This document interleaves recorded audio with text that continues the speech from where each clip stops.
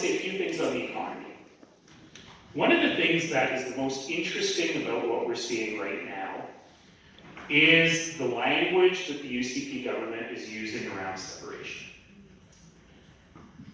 I have a weird life in many ways. I sometimes say I'm a bit like Forrest Gump, because I forever find myself in rooms where I'm like, why am I in this room? But I happen to be in the room when the then Prime Minister of Great Britain, David Cameron, announced that they were going to have a referendum on leaving the European Union. And it was in a room full of heads of government, heads of state, big deal people. I don't know why I was there. I think Joe Biden was in the room when he was the vice president at the time.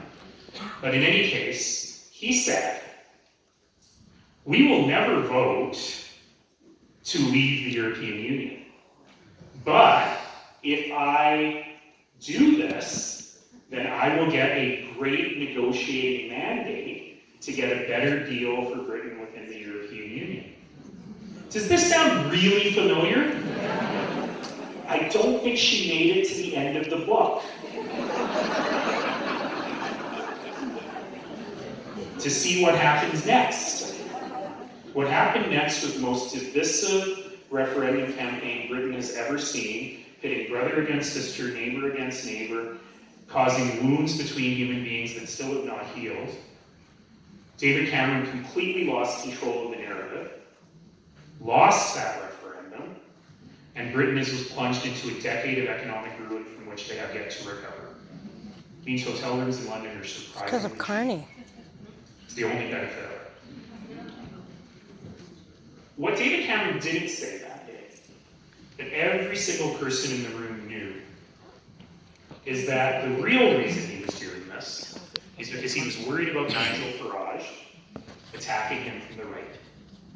The entire thing, a decade of ruin for Britain, was David Cameron trying to save his political skin.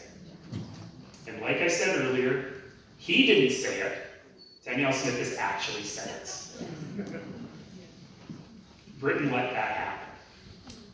Citizens of Britain let that happen because they thought it was never going to win. So I don't want to alarm you, but I want to tell you we got work to do.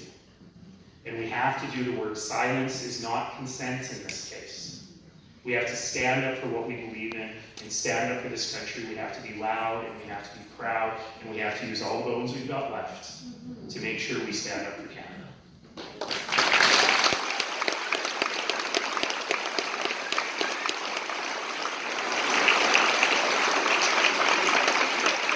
The other example, of course, closer to home is Quebec.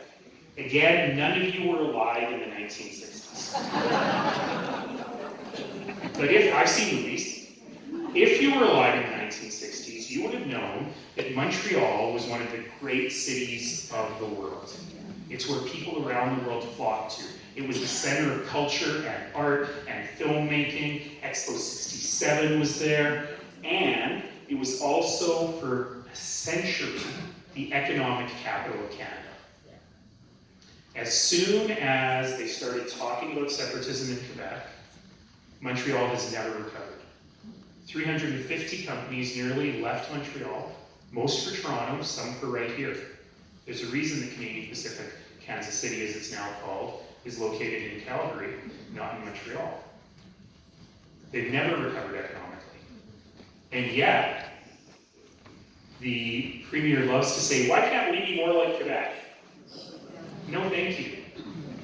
I would love the economic vitality that we have in this place to stay with us in this place. And I think that's really important. So I want to give you a